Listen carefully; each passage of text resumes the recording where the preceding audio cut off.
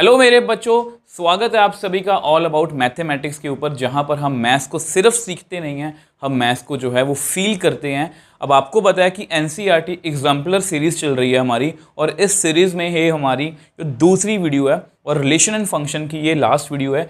इससे पीछे देखो, आज की वीडियो में हम ऑब्जेक्टिव टाइप क्वेश्चन, मतलब देखो एनसीईआरटी एग्जाम्पलर में किसी भी चैप्टर के ना 3 तरह के क्वेश्चन हैं, शॉर्ट आंसर, लॉन्ग आंसर और ऑब्जेक्टिव टाइप। और मैं आपको पहले ही बता चुका हूँ कि एनसीईआरटी एग्जाम्पलर की जिस तरह से आपका पेपर पैटर्न है, बाकी अब से हो चुका है, मतलब जिस तरह से आपका पेपर पैटर्न चेंज हो चुका है, 50% कॉम्पिटेंसी बेस्ड क्वेश्चन है, तो एनसीईआरटी एग्जाम्पलर आपको जरूर करनी चाहिए। तो वीडियो पे डायरेक्टली आते हैं। तो आज की वीडियो में हम ऑब्जेक्टिव टाइप क्वेश्चन सॉल्व करेंगे। आप पिछले वीडियो में देखोगे तो हमने काफ़ी लॉन्ग आंसर टाइप, एक शॉर्ट आंसर टाइप सब क्वेश्चन सॉल्व किए थे। इस वीडियो का लिंक भी आपको नीचे डिस्क्रिप्शन बॉक्स में जो है मिल जाएगा। जैसा कि मैंने आपको हमेशा की तरह प्रॉमिस किया था कि इस पूरे चैप्टर की जो PDF है वो आपको टेलीग्राम चैनल पर हमारे मिल जाएगी फ्री ऑफ कॉस्ट। और अगर आपको मेरे एफर्ट्स अच्छे लग रहे हैं तो मैं आप सबसे रिक्वेस्ट करूंगा कि वीडियो को अभी से लाइक और शेयर कर दो, ताकि मुझे जब आपका इतना अच्छा रिस्पांस, इतना अच्छा प्यार और सपोर्ट मिलेगा तो मुझे भी अंदर से जोश मिलेगा, मोटिवेशन मिलेगी कि मैं ऐसी ही सीरीज़ जो है वो और लाता रहूं, मतलब कि और भी अच्छे से मेहनत जो है करता रहूं, और कोशिश करूँगा कि इस पूरे चैप्टर्स की, हर एक चैप्टर की एनसीईआरटी एग्जाम्पलर का सोल्यूशन जो है वो आपके पास हो। और सिर्फ सोल्यूशन नहीं, सोल्यूशन इस तरह का होगा कि आप चीज़ों को जो है वो आसानी से समझ पाओगे। तो बिना किसी देरी के वीडियो को स्टार्ट करते हैं। तो पहला ऑब्जेक्टिव टाइप क्वेश्चन कौन सा है कि let T be the set of triangles in Euclidean plane, let relation R defined as A R B, A is congruent to B. तो बेसिकली है कुछ नहीं है इसमें। देखो हमारे पास रिलेशन डिफाइन है। रिलेशन किस तरह से डिफाइन है? ये दो ट्रायंगल्स हैं, दो ट्रायंगल्स में रिलेशन कब बनेगा? अब ये कॉन्ग्रुएंट का साइन है, ठीक है। सबसे पहले कॉन्ग्रुएंट का मतलब आपको पता होना चाहिए। कॉन्ग्रुएंट का मतलब क्या होता है? देखो अगर मैं यहाँ पर आपको बना के दिखाऊं तो ये एक ट्रायंगल है। तो कॉन्ग्रुएंट जो है, देखो कॉन्ग्रुएंट और सिमिलर में फ़र्क होता है। कॉन्ग्रुएंट जो है वो बिल्कुल एक दूसरे के ऊपर, मतलब इस तरह से मैं शिफ्ट कर सकता हूँ। तो ये होती है कॉन्ग्रुएंट ट्रायंगल, मतलब बिल्कुल सेम एज इट इज़, ना कोई शेप में फ़र्क है, ना साइज़ में, कुछ भी फ़र्क नहीं होता। उसको हम क्या बोलते हैं? कॉन्ग्रुएंट। अब इस रिलेशन को हमें क्या देखना है कि क्या ये रिफ्लेक्सिव, सिमेट्रिक, ट्रांजिटिव, ऐसा ही कुछ पूछा है ना। तो सबसे पहले रिफ्लेक्सिव की बात करते हैं। तो अगर आप रिफ्लेक्सिव को देखो, देखो मुझे पता है कि ये MCQ है, बट मुझे आपको बीइंग अ टीचर यहाँ पर आपको सब कुछ समझाना है। तो रिफ्लेक्सिव के लिए हम एक जो है ट्रायंगल ले लेते हैं T में से। अब आपको पता है, देखो हमें क्या प्रूव करवाना है? हमें ये प्रूव करवाना है A का रिलेशन A से। और ये कब बनेगा? जब A ट्रायंगल जो है वो कॉन्ग्रुएंट होगी A के। अब आपको पता है, we know every triangle is congruent to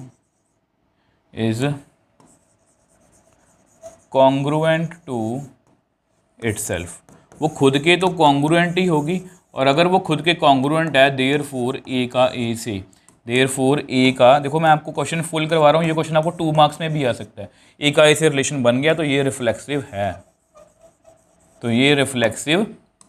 है, चलो आगे चलते हैं। तो ये रिफ्लेक्सिव तो बन गया, आगे चलते हैं। तो आगे देखो क्या है, आगे हम बात करेंगे सिमेट्रिक की, ठीक है। सिमेट्रिक भी बड़ी आसानी से इसका हो जाना है। तो सबसे पहले दो की ट्रायंगल्स ले लो, let A B belongs to T, ठीक है। A B belongs to T. तो देखो अब क्या करेंगे हम, लेट ए बी का रिलेशन है। इसका क्या मतलब बना? इसका मतलब ये बना कि ट्रायंगल जो पहली है वो दूसरी ट्रायंगल के क्या है? कॉन्ग्रुएंट। ट्रायंगल ए जो है वो ट्रायंगल बी के क्या है? कॉन्ग्रुएंट। और इसको मैं उल्टा भी बोल सकता हूँ, आल्सो बी ट्रायंगल जो है वो भी ए के। देखो मैं ये बोल सकता हूँ कि ए जो ट्रायंगल है, वो बी के जैसी है। मैं उल्टा भी बोल सकता हूँ कि जो बी जो ट्रायंगल है वो ए के जैसी है। तो एक ही बात है, इसका मतलब बी का भी ए से रिलेशन बन गया। अगर ए का बी से है, बी का ए से है, देयरफॉर इट इज सिमेट्रिक। ये सिमेट्रिक बन गई। साथ साथ में ऑप्शंस भी देख लेना, रिफ्लेक्सिव भी है, सिमेट्रिक भी है, ठीक है। तो ट्रांजिटिव एक बार लास्ट में, मगर नेक्स्ट पेज पे चेक कर लेते हैं। तो ट्रांजिटिव यहाँ पर चेक कर लेते हैं। ट्रांजिटिव में आपको पता है कि हमें 3 ट्रायंगल्स लेनी है, A B C belongs to T. तो हम क्या करेंगे, let A B belongs to R. इसका मतलब क्या हुआ? इसका मतलब ये हुआ कि ए जो है वो कॉन्ग्रुएंट, कि ए जो है वो बी के जैसी है। आल्सो आल्सो बी जो है का रिलेशन सी से है। इसका मतलब ये बना कि बी ट्रायंगल जो है वो सी के जैसी है। अब यहाँ पर लिख के देखो, ए ट्रायंगल बी के जैसी है, बी ट्रायंगल सी के जैसी है। इसका मतलब देखो इस चीज़ को ना फील भी कर सकते हो। देखो कैसे, देखो ये मैंने ट्रायंगल बनाई है, ठीक है, ये मैंने एक ट्रायंगल बनाई। अब इसके जैसी एक और ट्रायंगल बना लेते हैं, ठीक है, इसका कलर कर देते हैं ग्रीन। अब इसके जैसी एक और ट्रायंगल बना लेते हैं, अब उसका कलर कर देते हैं हम ब्लू, ठीक है। अब आपके सामने है, ये आपकी ए ट्रायंगल है, ये आपकी बी है, ये सी है। अब आपको पता है ए जो है वो बी के जैसा है, ठीक है। यहाँ ऐसा करो, बी जो है वो ए के जैसा है, और सेम वे से जो बी जो है, मतलब कि यहाँ पर ध्यान से देखो, अगर मैं सी को भी इसके ऊपर रख के देखूँ तो यानी कि तीनों ट्रायंगल्स मतलब एक ही हैं। मतलब अगर ए बी के बराबर जैसा है तो बी सी के जैसा है, तो यहाँ पर मैं लिख सकता हूँ विच एम्प्लाइज ए जो है वो सी के जैसा है, मतलब कॉन्ग्रुएंट है। इसका मतलब ए और सी का भी रिलेशन बन गया। सेम आई थिंक ना ये क्वेश्चन हम, मुझे अब इसको ट्रायंगल्स को देख के याद आ गया कि ये क्वेश्चन हम पहले भी कर चुके हैं। एनसीईआरटी का क्वेश्चन है, ये एनसीईआरटी एक्सरसाइज का क्वेश्चन है, वहाँ पर मैंने वो बहुत डिटेल में समझाया। देयरफॉर मैं क्या लिखूँगा, देयरफॉर इट इज़ ट्रांजिटिव। तो ये रिलेशन देख लो, हमारा रिफ्लेक्सिव भी हो गया लास्ट पेज पे ये रिफ्लेक्सिव भी हो गया, सिमेट्रिक भी हो गया, ट्रांजिटिव भी हो गया। तो कौन सी ऑप्शन सही है, तो it is an equivalence relation. आप इसका स्क्रीनशॉट लेके रख सकते हो। मुझे अभी एक बच्चे की बात याद आ गई, उसने मुझे कमेंट सेक्शन में लिखा था तो कि सर आप लिख के एक बार थोड़ा सा पॉज कर दी, मतलब कि साइड पे हो जाएगा, उसको स्क्रीनशॉट लेना होता है, ठीक है। तो स्क्रीनशॉट ले सकते हो, जहाँ पर भी आप इसका जो है वो स्क्रीनशॉट ले सकते हो। वैसे इसकी मैं PDF जो है आपको दे दूँगा। तो नेक्स्ट क्वेश्चन की बात करते हैं। तो नेक्स्ट क्वेश्चन कौन सा है, children of a family relation A R B. पहले रिलेशन लिखते हैं चुपचाप। रिलेशन कौन सा है, रिलेशन है ए और बी में। रिलेशन कब बनेगा, ए और बी में रिलेशन तब बनेगा when A is brother of B, A is brother of B. ऐसा ही सेम मिलता जुलता क्वेश्चन हमने एनसीईआरटी में भी किया था, ठीक है। तो हमें चेक करना है वही सिमेट्रिक, ट्रांजिटिव वगैरह। तो यहाँ पर अगर आप ध्यान से देखो, वैसे मैं आपको बोनस देखो, वैसे यहाँ पर सिमेट्रिक ट्रांजिटिव की बात हो रही है, रिफ्लेक्सिव की बात नहीं हो रही, ठीक है। तो पहले सिमेट्रिक की बात ही कर लेते हैं। इसको ना हमेशा ऐसे क्वेश्चन इमेजिनेशन से होते हैं। लेट मान लो ए और बी दो मैंने एलिमेंट्स ले लिए। फैमिली का कौन सा सेट है, इन अ फैमिली रिलेशन आर, चलो कुछ दिया नहीं हुआ, बिलोंग्स टू एफ लिख लो, मतलब फैमिली, ठीक है। लेट हम मान लेते हैं कि ए और बी का रिलेशन है। इसका मतलब मुझे बताओ, इसका मतलब है sir ji A is a brother of B, A is a brother of B.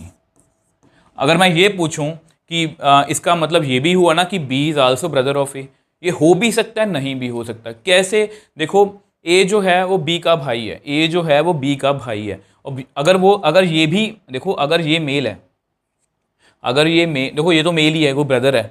अगर ये भी मेल है तो मैं बोल सकता हूँ कि बी भी ए का भाई है, उल्टा भी बोल सकता हूँ। बट अगर बाय चांस ये सिस्टर हुई, मतलब कि ये फीमेल हुई, ऐसे लिखो फीमेल, तो मैं क्या बोलूँगा, A is brother of B, okay, ये उसकी बहन है। पर बी जो है ब्रदर नहीं बन सकता ना, वो बी उसकी बहन हो गई। तो इसका मतलब मैं यहाँ पर ये बोल सकता हूँ, बट वी कांट से, मैं यहाँ पूरा एक्सप्लेन कर देता हूँ आपको, but we can't say B is also brother of A. हम ये नहीं बोल सकते कि बी जो है, हम ये नहीं बोल सकते कि बी जो है वो उसका क्या होगा, ब्रदर, एज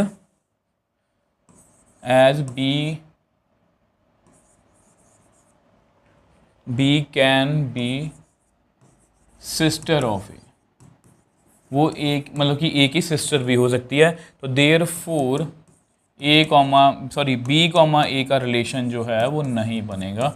मतलब यहाँ पर मैं क्या लिखूँगा इसको, नॉट सिमेट्रिक। तो ये सिमेट्रिक जो है वो नहीं है। तो ट्रांजिटिव की एक बार बात कर लेते हैं। ट्रांजिटिव में क्या होता है, ट्रांजिटिव में हमें 3 एलिमेंट्स लेने हैं, मतलब एलिमेंट्स नहीं, पीपल ले लो, ठीक है। तो हम क्या मानेंगे, A B, let A B का रिलेशन है। इसका मतलब क्या बना, इसका मतलब ये बना A is brother of B, और बी कॉमा सी का रिलेशन भी है। इसका क्या मतलब बना, B is brother of C. अब मुझे ये थोड़ा सा ट्रू लग रहा है। देखो ए जो है वो बी का भाई है और बी जो है वो सी का भाई है। इसका मतलब ये तो कन्फर्म हो गया कि ये जो है ये बंदा मेल ही है। देखो अगर ये ऐसा रिलेशन ट्रू है, A is brother of B, B is brother of C, मतलब अगर ए बी का भाई है, यहाँ पर हमें डाउट था कि बी सिस्टर भी हो सकती है, बट यहाँ पर सेकंड लाइन में लिखा कि B is also brother of C, इसका मतलब ये मेल है। तो ए बी का भाई है, बी जो है वो सी का भाई है, तो ए सी का पक्का भाई होगा, चाहे ये मेल हो चाहे फीमेल हो, सी हमें कोई फ़र्क नहीं पड़ता। तो यहाँ मैं कैसे लिखूँगा, यहाँ मैं लिख देता हूँ, इसको यहाँ पर लिखते हैं, ठीक है। विच एम्प्लाइज, यहाँ मैं इसको अलग कलर से आपको पहचान आ जाएगी। Which implies A is also brother of C, A is also brother of C, इसका मतलब ए और सी का रिलेशन जो है वो बन गया। तो देयरफॉर ये क्या हुआ, ट्रांजिटिव। ये क्या हुआ, ट्रांजिटिव। अब ये सिमेट्रिक नहीं है बट ट्रांजिटिव है, ट्रांजिटिव बट नॉट सिमेट्रिक। तो ये वाली ऑप्शन हमारी सही है। अगर बाय चांस इसी क्वेश्चन में वो रिफ्लेक्सिव पूछ लें, तो देखो रिफ्लेक्सिव में हमें क्या प्रूव करवाना होता है, A comma A belongs to R, मतलब A is brother of A. कोई भी अपना खुद का भाई नहीं हो सकता, A is brother of A, ये पॉसिबल नहीं है। तो इसलिए ये वाला रिफ्लेक्सिव, अगर ये बाई चांस ये रिफ्लेक्सिव में आ गया तो ये रिलेशन जो है ये रिफ्लेक्सिव भी नहीं है।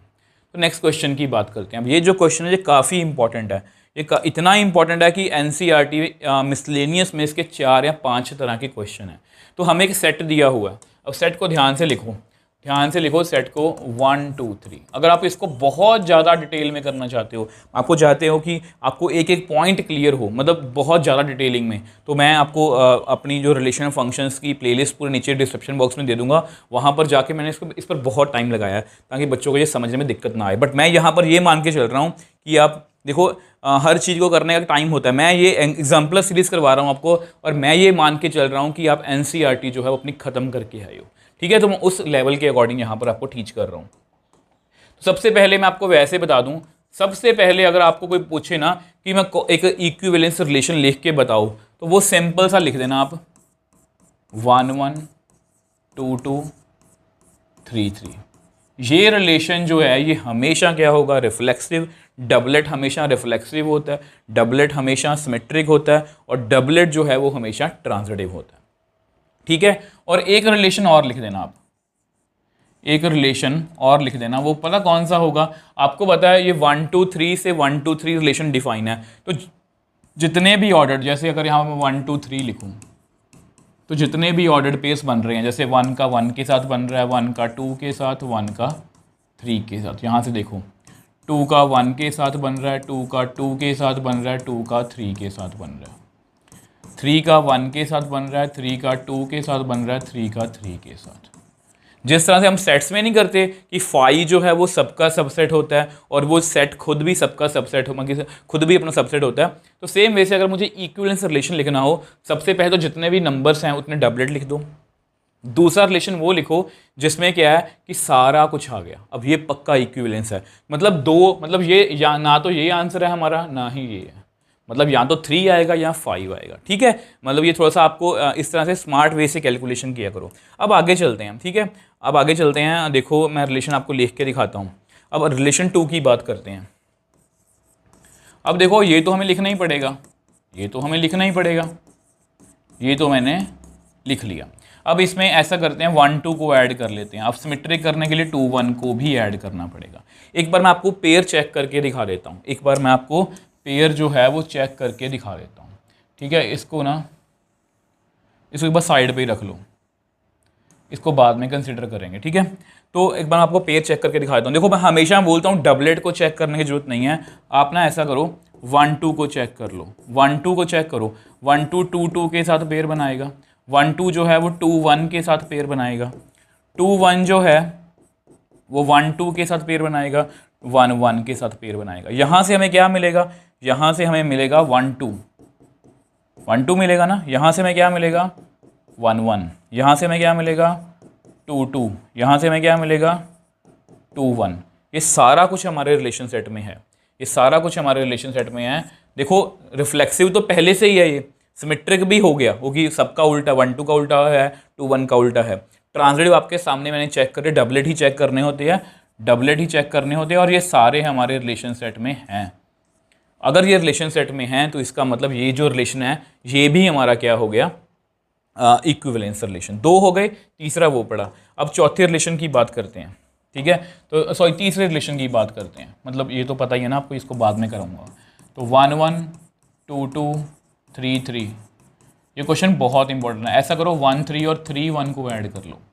अब देखते हैं कुछ बनता है।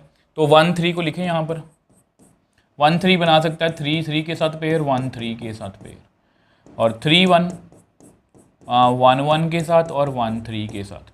यहाँ से हमें क्या मिलेगा 1 3, यहाँ से हमें क्या मिलेगा, सॉरी यहाँ से 1 3, यहाँ से हमें, सॉरी ये मैंने गलत लिख दिया ना, ये यहाँ पर मैं 3 1 लिखूँगा, यहाँ से 3 1, यहाँ से 3 1, तो यहाँ से हमें क्या मिलेगा 1 1, यहाँ से हमें क्या मिलेगा 3 1, यहाँ से हमें क्या मिलेगा 3 3। तो ये सब कुछ है हमारे पास, सब कुछ है हमारे पास, मतलब ये भी एक रिलेशन जो है वो बन गया, ठीक है। अब ऐसा करते हैं, अब एक और रिलेशन लिखने की कोशिश करते हैं। आपको आइडिया तो हो ही गया होगा कि किस तरह का मैं रिलेशन लिखूँगा। R4 1 1 2 2 3 3, अब लिखूँगा मैं 1 2 लिख लिया, 2 3 2 3 3 2, ठीक है, 2 3 3 2, इसको बाद में करवाऊँगा आपको, ये तो मैंने आपको वैसे समझाया था कि ये रिलेशन लिख सकते हैं। और फिर से 2 3 को देखो, 2 3 बना सकता है 3 3 के साथ पेयर और 3 2 के साथ, ठीक है। यहाँ से हमें क्या मिलेगा, यहाँ से मिलेगा 2 3, यहाँ से हमें क्या मिलेगा 2 2, दोनों हमारे रिलेशन सेट में हैं। आगे चलूँ, आगे चलूँ तो आगे इसको देखते हैं। 3 2 जो है वो 2 2 के साथ पेयर बना सकता है और 2 3 के साथ पेयर बना सकता है। यहाँ से हमें क्या मिलेगा 3 2, यहाँ से हमें क्या मिलेगा 3 3। ये सब कुछ हमारे रिलेशन सेट में है, मतलब ये भी एक इक्विवेलेंस रिलेशन है, ये भी इक्विवेलेंस रिलेशन है, ये भी और ये भी। और लास्ट में आपका जो मतलब कि वो भी आपको लिख के दिखाई देता हूँ, जो मैंने पहले लिखा था R5, सारा कुछ लिख दो, 1 1 2 2, इसको ऐसे मत करो, 1 2 1 3 2 1 2 2 2 3 3 1 3 2। देखो वहाँ पर मैंने आपको फिर भी थोड़ा सा एक्सप्लेन करने की कोशिश की है ताकि अब इसको अच्छे से समझ पाओ। तो एक तो रिलेशन ये रहा, 1 2 3 4 और लास्ट पे 5 था, तो यहाँ पर हम 5 रिलेशंस जो है वो लिख सकते हैं। आई होप ये क्वेश्चन भी आप जो है वो अच्छे से समझ पाए हो। तो जैसा कि मैं आपको हमेशा वीडियोस में बताता हूँ, देखो जैसे ये लगातार चल रहे हैं क्वेश्चन हमारे, वैसे 28 29 आ गया, फिर 30, हो सकता है कि मिसिंग हो आगे जाके 31। अगर बाई चांस नंबरिंग में मिसिंग हुआ तो मतलब वो हमारे सिलेबस का पार्ट नहीं है। तो ये देखो रिलेशन डिफाइन है, defined by 1 2, then the relation is. अच्छा, ये रिलेशन हमें डिफाइन किया हुआ है, okay. Relation on the set, देखो ये सेट दिया हुआ है हमें, ये सेट दिया हुआ है हमें, ये सेट दिया हुआ है हमें 1 2 3। हमारा रिलेशन कैसे डिफाइन है, हमारा रिलेशन कैसे डिफाइन है 1 2, सॉरी 1 2। अब देखो वो बोल रहे हैं कि ये रिलेशन रिफ्लेक्सिव है, बिल्कुल भी रिफ्लेक्सिव नहीं है, नॉट रिफ्लेक्सिव, ठीक है, नॉट रिफ्लेक्सिव। आपको पता है रिफ्लेक्सिव क्यों नहीं है, क्योंकि 1 1 जो है वो बिलोंग नहीं कर रहा। सिमेट्रिक है, नॉट सिमेट्रिक, आपके सामने है, not symmetric as 1 2 belongs to R। ये मैं आपको समझाने के लिए बता रहा हूँ, पेपर में आपको ना लिखना है। 1 2 belongs to R, 2 1 does not belong to R। ये ट्रांजिटिव है, प्लीज़ इस बात का आप ध्यान रखोगे। ट्रांजिटिव में हमेशा बच्चे कंफ्यूज होते हैं, तो ये ट्रांजिटिव है, क्योंकि ट्रांजिटिव के लिए मुझे सेकंड पेयर ही नहीं मिल रहा, मुझे देखो ट्रांजिटिव में हमें 2 पेयर चाहिए होते हैं, AB और belongs to R, BC belongs to R, ठीक है। उसके बाद अगर AC मिल जाए तो ट्रांजिटिव, नहीं मिले तो नॉट ट्रांजिटिव। बट यहाँ पर क्या हो रहा है, यहाँ पर हमें सेकंड पेयर ही नहीं मिल रहा, तो मतलब हम चेक नहीं कर सकते, मतलब ये ट्रांजिटिव है, ठीक है, तो इन बातों का आप ध्यान रखोगे। तो नेक्स्ट रिलेशन की बात करते हैं, A greater than equal to B. अब ये क्वेश्चन भी आई थिंक हमने किया हुआ है, ये क्वेश्चन भी आई थिंक हमने जो है वो किया हुआ है। तो ये रिलेशन जो है ये बेसिकली, ये रिलेशन जो है बेसिकली तो ये जो रिलेशन है ये डिफ़ाइन कैसे, पहले वही लिखते हैं, ये रिलेशन डिफ़ाइन कैसे है। तो ये जो रिलेशन है ये इस तरह से डिफ़ाइन है कि ए और बी का रिलेशन बनेगा अगर पहला एलिमेंट दूसरे से या तो बड़ा है, ग्रेटर देन और इक्वल टू। इस बात को ध्यान रखना, क्या लिखा हुआ, ग्रेटर देन और इक्वल टू, बड़ा है या उसके बराबर है, ठीक है, तो रिलेशन सेट में आ जाएगा। सबसे पहले रिफ्लेक्सिव की बात करूँ, सबसे पहले रिफ्लेक्सिव की बात करता हूँ।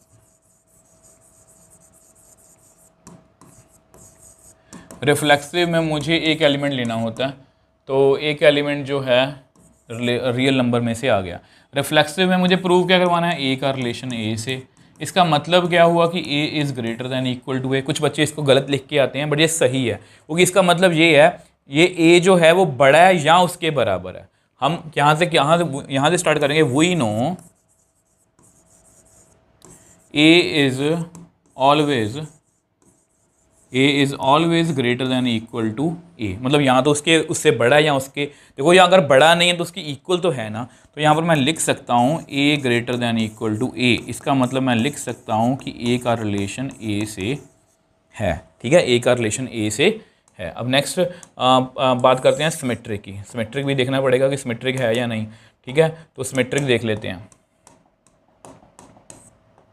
तो सिमेट्रिक,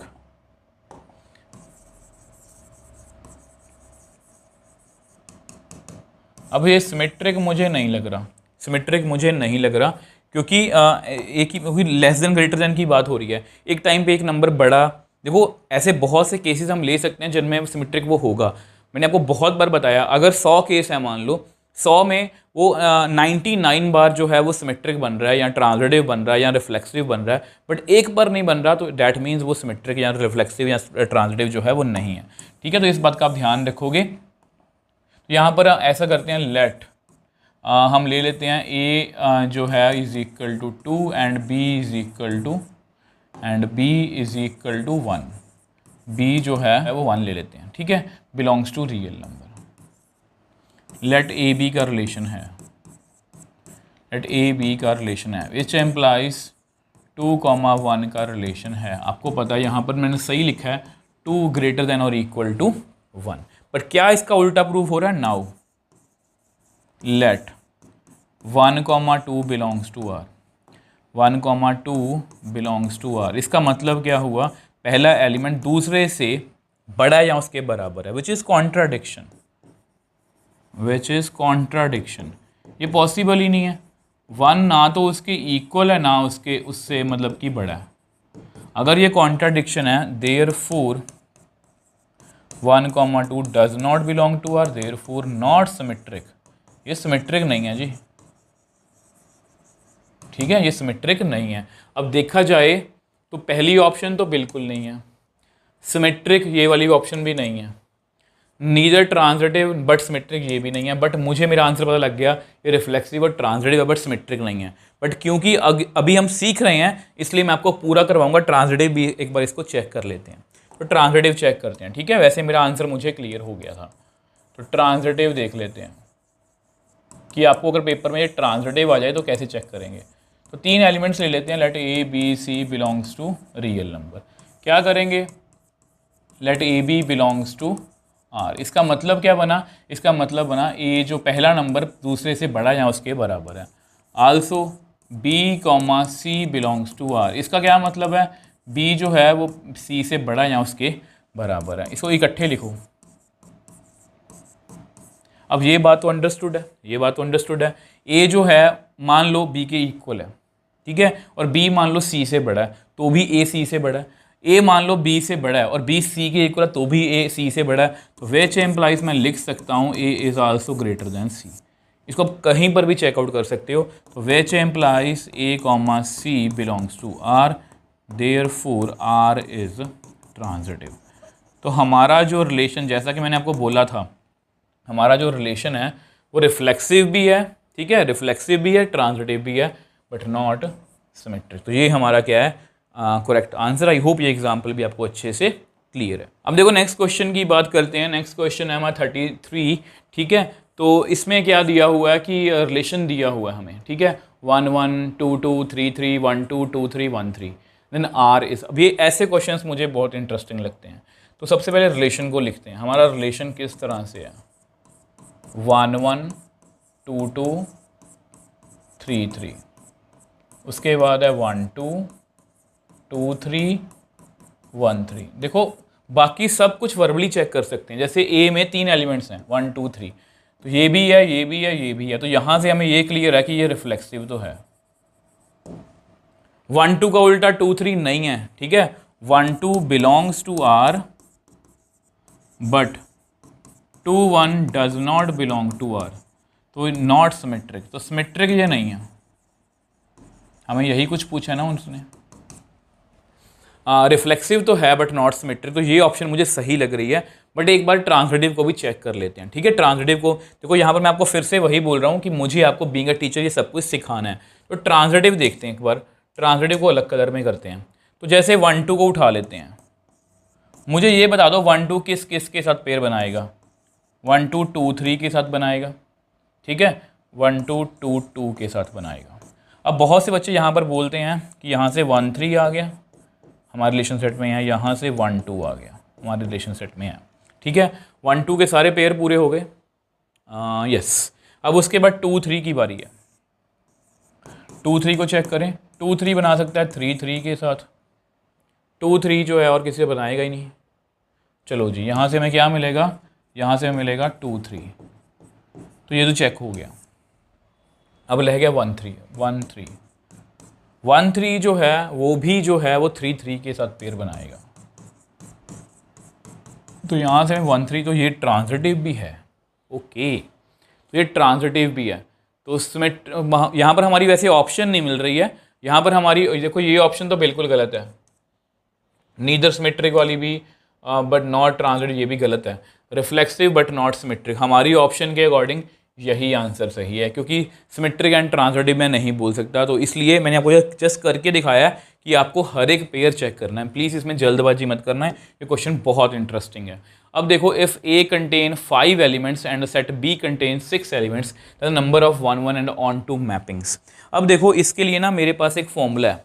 अगर आप मेरे को इस चैनल को बहुत पहले से जानते हो तो मैंने वो फॉर्मूला की लिस्ट जो है, मैं इसको ऐसा करूँगा, ये फॉर्मूला जो है यहाँ पर, इसको मैं आपको टेलीग्राम चैनल पर अपलोड कर दूंगा। वैसे मैं आपको बता दूं कि जब भी हमें 1 1 ऑन टू मैपिंग्स देखनी हो ना, तो 1 1 ऑन टू जो मैपिंग्स होती हैं, 1 1 ऑन टू जो मैपिंग्स होती हैं उसमें मैं आपको वैसे यहाँ पर लिख देता हूँ। ये मैंने आपको वैसे बेसिक में भी समझाया था। सिंस ए कंटेन्स, मैं ऐसे फॉर्मूला शीट जो है ना वो अपलोड भी कर दूंगा। A contains 5 elements and B contains 6 elements. B contains 6 elements, then 1 1 onto mappings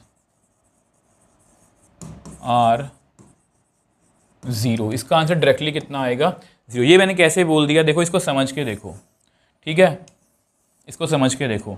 1 2 3 4, इसमें कितने हैं, 5 एलिमेंट्स हैं। इसमें कितने हैं, 1 2 3 4 5 6। देखो कोई भी मैपिंग देख लेना आप। मान लो ये मैं 1 1 बनाने की कोशिश करूं, अगर मैं 1 1 बनाने की कोशिश करूंगा तो ये ऑन टू नहीं रहेगा, क्योंकि एक एलिमेंट ज़्यादा है उसमें, ठीक है। और अगर किसी हिसाब से देखो ये मैं कर नहीं सकता, फिर ये फंक्शन नहीं रहेगा। मतलब जब भी इधर की साइड या इधर की साइड नंबर उल्टे पुल्टे लिखे हों, जैसे अगर ये भी आ जाए, अगर ये भी सिचुएशन आ जाए 1 2 3 4 5 6, और यहाँ पर अगर ये लिखा हो 1 2 3 4 5, तो भी मैं मतलब कि 1 1 मैपिंग, अगर मैं 1 1 लिखने जाऊँगा मान लो, तो मुझे ये लिखना पड़ेगा। तो ये 1 1, ये ऑन टू तो हो गया बट ये 1 1 नहीं होगा। मतलब कभी भी किसी भी सिचुएशन में ये 1 1 ऑन टू नहीं बन सकता, ये हमेशा क्या होगा, 0। 1 1 ऑन टू के लिए ये याद रखना प्लीज़ बात, कुछ बातें ऐसी होती हैं जो लिख के नहीं बताई जा सकती, वो सुन के आप मतलब कि फील कर सकते हो कि 1 1 ऑन टू होने के लिए नंबर ऑफ मतलब कि जो एलिमेंट्स हैं वो दोनों तरफ क्या होने चाहिए, same.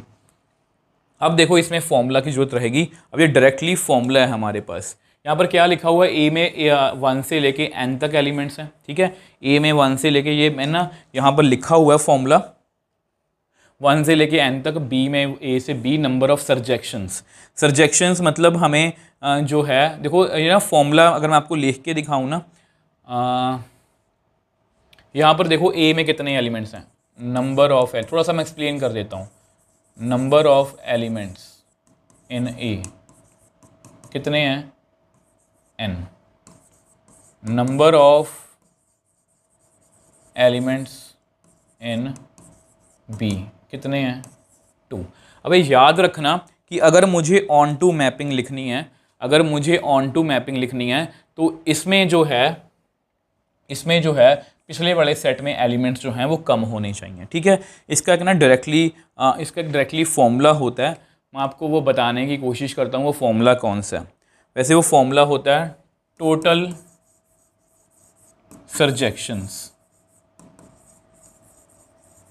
सर्जेक्शंस from A to B are. मैं फॉर्मूला यहाँ पर लिख देता हूँ।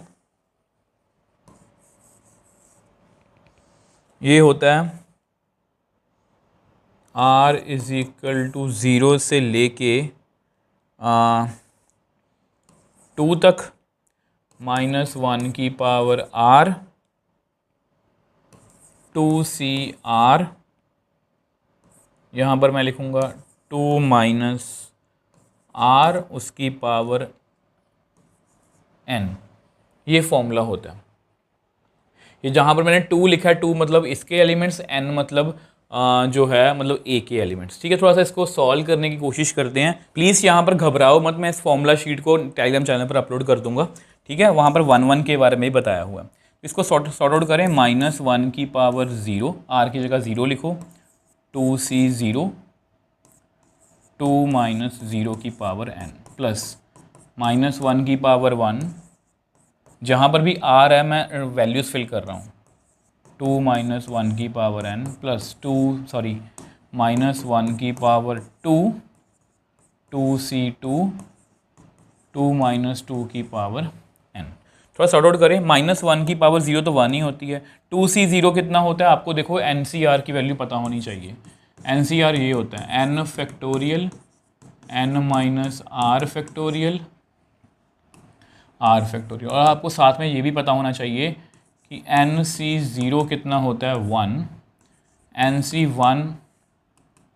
NC1 कितना होता है n। मतलब ये कुछ फॉर्मूलाज होते हैं जो हमने सीखे हुए हैं, ठीक है। तो यहाँ पर वही 2c0 कितना आएगा, यहाँ पर 1, तो यहाँ पर कितना रह गया 2 की पावर n। -1 की पावर -1 ही रहेगी। 2c1 कितना होगा यहाँ पर 2 माइनस 1 की पावर n। -1 की पावर 2 पॉजिटिव ही आएगी। 2c2 कितना होता है, 2c2 अगर आप देखोगे यहाँ पर साइड में सॉर्ट आउट कर लो, 2 फैक्टोरियल 0 फैक्टोरियल, ये तो 1 ही बन गया, ठीक है। यहाँ पर 1 ही आएगा और वो कितना आएगा 0 की पावर n। तो 0 इंटू समथिंग 0 ही आएगा। तो यहाँ पर कितना रह गया मेरे पास देखा जाए तो 2 की पावर n रह गया, -2 रह गया।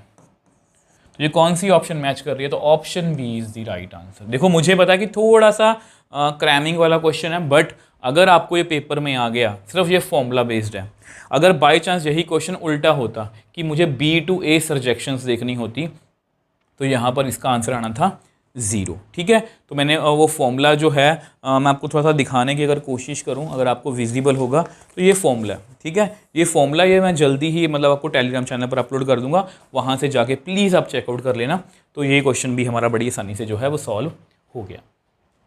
तो यहाँ पर लिखा हुआ है देखो यहाँ पर देखो ये 30 यस आगे चलूँ, यस। तो यहाँ पर हमारा फंक्शन किस तरह से है, ये मेरा बहुत अच्छा क्वेश्चन है। मतलब ऐसे लिखा हुआ for all x belongs to real. वो बोल रहे हैं कि ये फंक्शन क्या है 1 1 ऑन टू, और आप जो है ना बिना सोचे समझे 1 1 ऑन टू चेक करने लग जाओगे। बट अगर आपने फंक्शन की डेफिनेशन को ध्यान से पढ़ा है, देखो यहाँ पर at x is equal to 0, at x is equal to 0 मतलब f ऑफ 0 कितना बनेगा 1/0 नॉट डिफाइंड। हमारा जो फंक्शन है वो 0 पर नॉट डिफाइंड है, वो रियल नंबर में है। तो हमारा फंक्शन क्या है नॉट डिफाइंड। तो प्लीज़ इस बात का ध्यान रखोगे, बेसिक अपने स्ट्रॉन्ग रखो, ठीक है। तो नेक्स्ट क्वेश्चन की बात करते हैं। Which of the following functions from z to z are bijections. Bijections का मतलब क्या है, 1 1 ऑन 2। तो पहले पार्ट की बात करते हैं। तो पहला पार्ट कौन सा है, f(x) की बात करते हैं, x3, ठीक है। तो 1 1 को चेक करें, पहले 1 1 को चेक करते हैं। 1 1 आपको पता है इसमें दो एलिमेंट्स लेने होते हैं, x1 x2 belongs to z। Late हम ये मान लेते हैं fx1 is equal to fx2, x1 का क्यूब x2 का क्यूब। आपको पता है हम क्यूब से क्यूब कट कर सकते हैं, स्क्वायर से स्क्वायर कैंसिल नहीं कर सकते। मैंने आपको बेसिक में बहुत अच्छे से समझाया, रीज़न भी बताया था। तो ये 1 1 तो हो गया। ऑन टू की बात करें,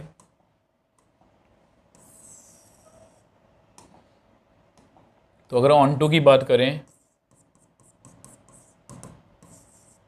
let fx is equal to y, x³ is equal to y।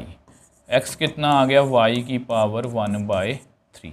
तो अगर मैं y को यहाँ पर let y is equal to 2 belongs to integer, तो x कितना आएगा, 2 की power 1/3 which does not belong to integer. मतलब हमें y जो है वो 2 खाली है, ठीक है। तो यहाँ पर मैं क्या लिखूँगा, देयर फोर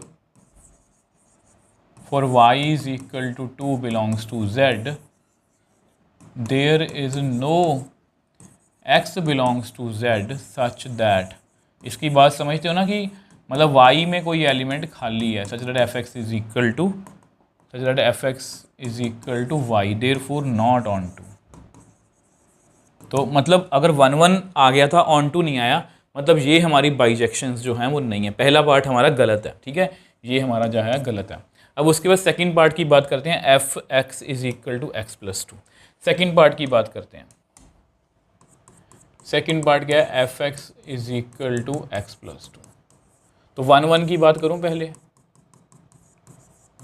अब वैसे मुझे ये क्लियरली 1 1 लग रहा है, तो यहाँ पर भी x1 x2 belongs to z, fx1 is equal to fx2, x1 + 2 x2 + 2। तो यहाँ पर आपको पता है ये कट गया, तो x1 equal to, images same थी, एलिमेंट्स भी सेम आ गए, तो ये 1 1 तो हो गया। मतलब आगे चलना पड़ेगा क्वेश्चन में। आगे चलते हैं ऑन टू की तरफ। तो onto, let fx is equal to y, let fx is equal to y, x+2 is equal to y, x कितना आ गया, y - 2। आप यहाँ पर कोई भी इंटीजर फिल कर लो, -1 फिल करना कितना आंसर आएगा, -3, 0 फिल करना -2, 1 फिल करना -1, 10 फिल करना 8। मतलब यहाँ पर मैं क्या लिखूंगा, for every y,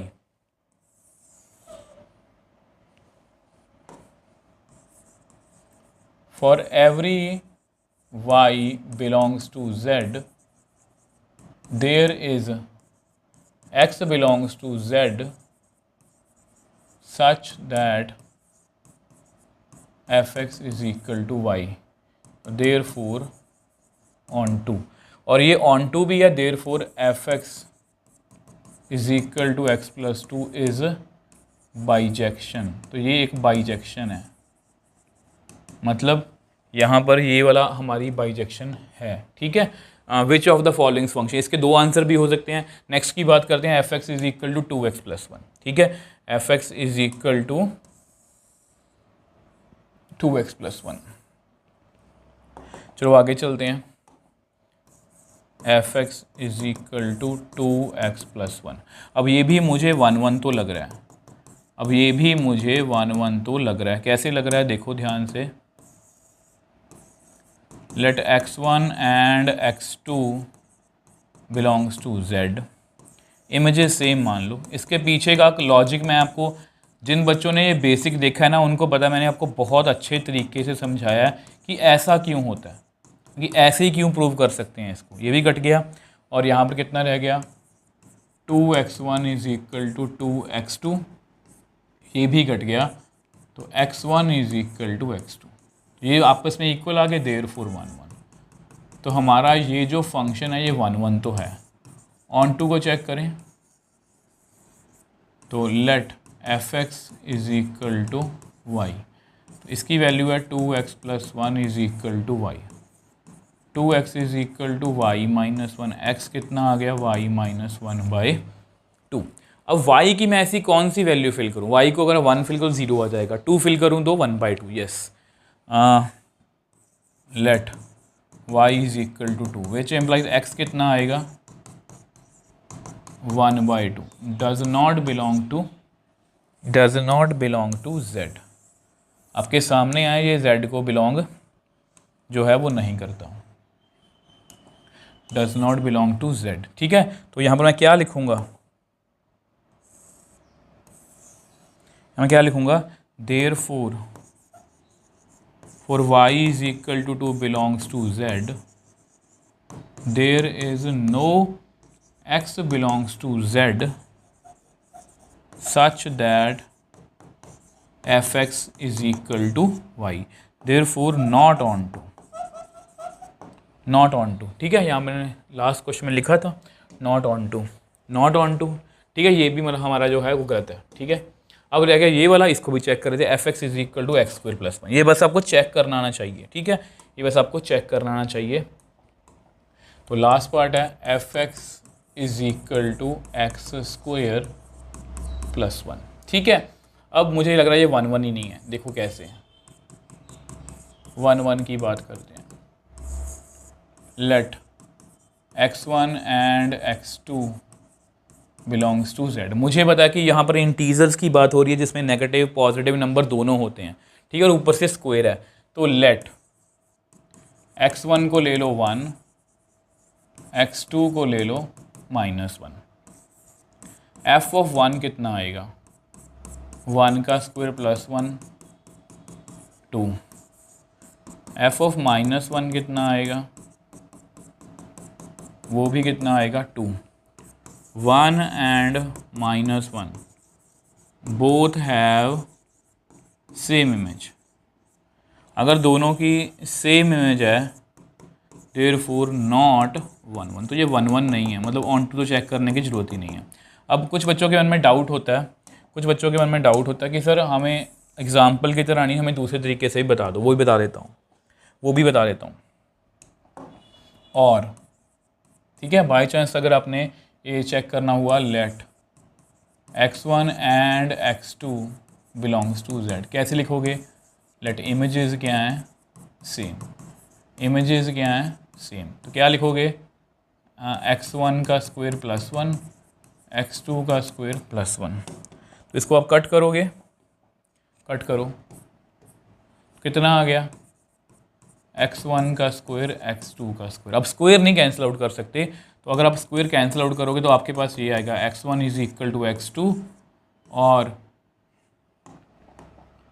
x2 and x1 is equal to -x2। Contradiction,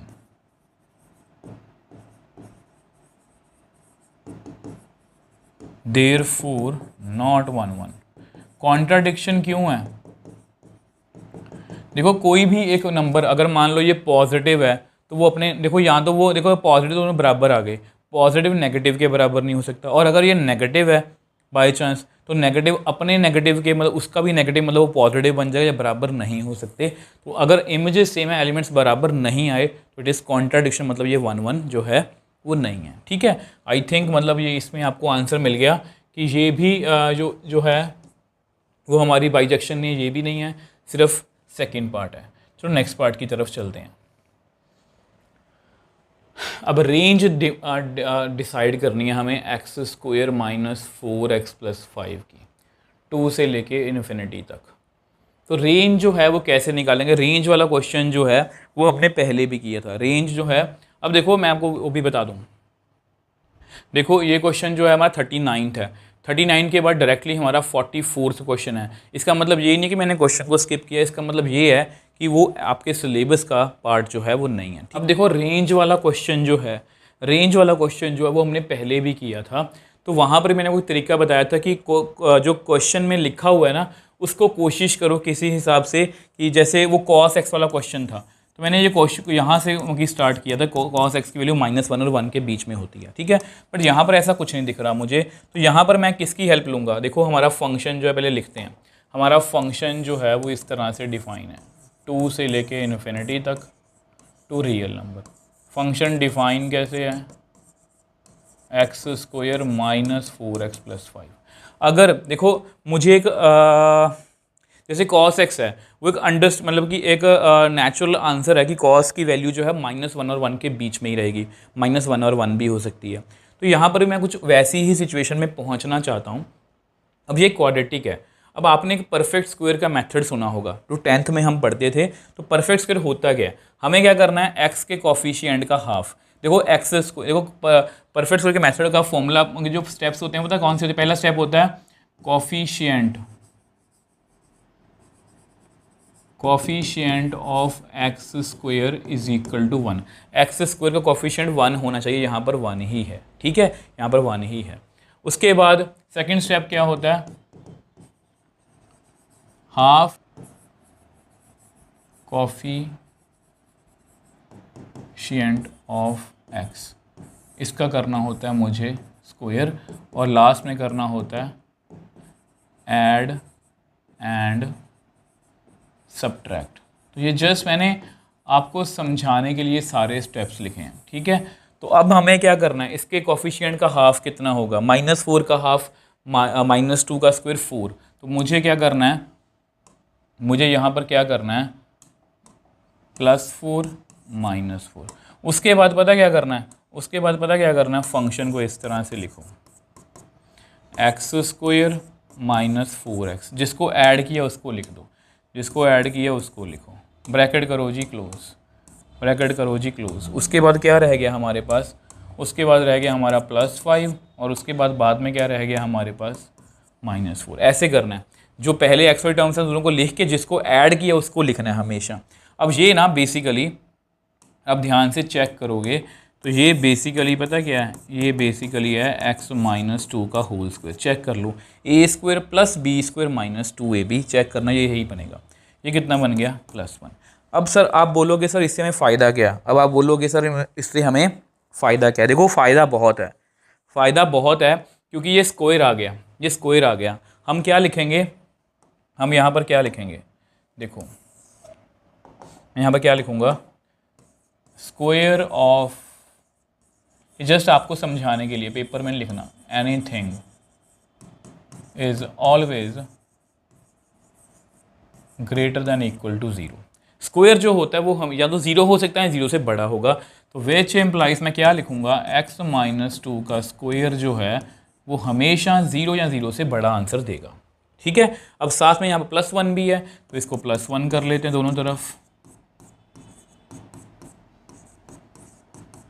अब ये बेसिकली है क्या? ये बेसिकली हमारा फंक्शन है। फंक्शन का आंसर हमेशा 1 या 1 से बड़ा है। फंक्शन का आंसर हमेशा 1 या 1 से बड़ा है, मतलब इसको मैं कैसे लिखूंगा इंटरवल में? 1 या 1 से बड़ा, मतलब 1 से लेके इन्फिनिटी तक। और ये मेरा कौन सी ऑप्शन है? Option B is the right answer. देखो अगर फिर से रिपीट करता हूँ, कॉस साइन आ गई तो हमें पता है कि वो -1 और 1 के बीच में, वहाँ से हम अपनी वैल्यू स्टार्ट कर सकते हैं। यहाँ पर क्वाड्रेटिक थी तो मुझे लगा क्यों ना इसको मैं परफेक्ट स्क्वायर बना दूँ। जैसे ही मैंने इसको परफेक्ट स्क्वायर बनाना आपको सिखाया, ठीक है, तो यहाँ पर ये स्क्वायर आ गया। स्क्वायर हमेशा 0 या 0 से बड़ा होता है। अब साथ में मैंने +1 कर दिया। तो इस तरह से हमने इस क्वेश्चन को जो है, मतलब देखो ये क्लास 11th के लेवल का क्वेश्चन आप बोल सकते हो, बट अगर आपको ये बोर्ड्स में आ गया तो बहुत आसानी से कर पाओगे अगर आपने इसको अच्छे से किया। तो नेक्स्ट क्वेश्चन ये बहुत आसान है, ध्यान से देखो। हमारा फंक्शन R2 डिफाइन है, ये कुछ फंक्शन की वैल्यू दी हुई है, हमें f(-1) पहले ढूंढना है। f(-1) कितना आएगा? देखो f(-1) का मतलब क्या है कि x की वैल्यू -1 है, और ये रहा 1 से छोटा। जब भी x की वैल्यू, देखो ध्यान से, जब भी x की वैल्यू 1 से छोटी है तो किस तरह से आंसर करता है, ठीक है। यहाँ इसको ऐसे मत लिखो, आपको अच्छे से समझ में नहीं आएगा। तो एट x = -1, ठीक है। हमारे फंक्शन की वैल्यू कितनी होगी? हमारे फंक्शन की वैल्यू होगी 3x। तो f(-1) निकाल दो, कितना आएगा? कितना आएगा? -3, ठीक है। अब सेम वे से आगे चलते हैं। नेक्स्ट क्या है? f(2). नेक्स्ट क्या है? f(2). At x is equal to 2।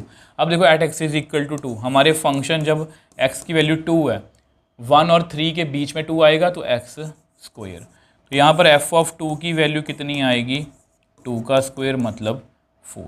तो ये भी हो गया, ये भी हो गया, ठीक है। तो नेक्स्ट चलते हैं, नेक्स्ट कौन सी वैल्यू है, नेक्स्ट है G at x is equal to 4, ठीक है। तो f फंक्शन की वैल्यू कितनी आएगी, 3 से बड़े के लिए कितनी है, 2x। देखो यहाँ पर ये 2x मैंने लिखी है, और सेम वे से ये येलो वाला मतलब इसके लिए मैंने यूज़ किया, ठीक है। अब यहाँ पर ये कितना आएगा, f of 4, 2 into 4 is equal to 8। तो मैंने सारी वैल्यूज़ निकाल दी। नाउ अब आपको पता है, नाउ उसने वैल्यू पूछा है f of -1 plus f of 2 plus f of 4। इसकी वैल्यू कितनी है, -3, फिर है 4, फिर है 8, 8 4 12 माइनस ये 9 आ गया। तो कौन सी ऑप्शन सही है, option A is the right answer. मुझे एक बार आंसर चेक करने दो। यस, आंसर हमारा सही है। आई थिंक इसमें कुछ भी मुश्किल जो है वो नहीं था। अब देखो, जैसा कि मैंने आपको बोला था, इसमें सिर्फ MCQ नहीं है, इसमें फिलिंग द ब्लैंक्स भी हैं, और ये आपको बहुत हेल्प करेंगे। जैसे यहाँ पर लिखा हुआ है, रिलेशन दिया हुआ है हमें 2a + 3b is equal to 30, और डिफाइन कहाँ पर, नेचुरल नंबर पर। ओके, ये नेचुरल नंबर पर डिफाइन है। इसमें कैच है क्वेश्चन में, ध्यान से देखो। इसमें ना हमें बेसिकली ना इसकी टेबुलर फॉर्म लिखनी पड़ेगी। 2a + 3b is equal to 30, मतलब a और b का रिलेशन कब बनेगा, जब ये वाली सेटिस्फाई होगी। अब इसको एक तो ये है कि आप तुक्के से कर लो, ठीक है। मैं आपको एक तरीका बताता हूँ। यहाँ पर आप यहाँ पर क्या करो, b की वैल्यू निकालो, है ना आप। 3b is equal to 30 - 2a, और b कितना आ गया, 30 - 2a/3। ओके, इसको ऐसे चेक करना बहुत मुश्किल हो जाएगा। मैं आपको एक बात बताता हूँ, इसको आप लिख लो 10 - 2a/3। तो यहाँ से आपको एक आइडिया लग जाएगा। देखो, अगर a जो है, अगर यहाँ पर a की वैल्यू मैं 3 लूँगा तो 3 और 3 कट जाएगा, फिर मेरे पास नेचुरल नंबर ही आएगा। तो अगर मैं a को यहाँ पर 3 लूँ तो देखो b की वैल्यू कितनी आएगी, 10 - 2 × 3/3। ये आपस में कट गया तो कितना आ गया, 8। मतलब यहाँ पर मैं जो है रिलेशन में 3,8 जो है वो लिख सकता हूँ। रिलेशन में 3,8 जो है वो लिख सकता हूँ, है ना। Then r is equal to, और देखो, अब देखो 4 को चेक करने की ज़रूरत ही नहीं है, 5 नहीं, 6 को चेक करते हैं। तो b को, a को लेता हूँ मैं 6, तो b कितना आएगा, 10 - 2 × 6/3। तो यहाँ से ये कितना आएगा, 2। तो ये कितना आ गया, 10 - 4 यानी कि 6, ठीक है। तो यहाँ से हम लिख सकते हैं इसमें 6,6। आगे चलते हैं, 3 नेक्स्ट कौन मल्टीपल होगा, 9। 10 - 2 × 9/3। अब ये भी आपस में कट गया, तो 2 3 ज़ा 6, कितना आ गया, 4। तो कौन सा आ गया, 9,4। नेक्स्ट चले, a की वैल्यू 12 ले लूँ, b इज इक्वल टू 10 - 12/3, कितना आएगा, 4।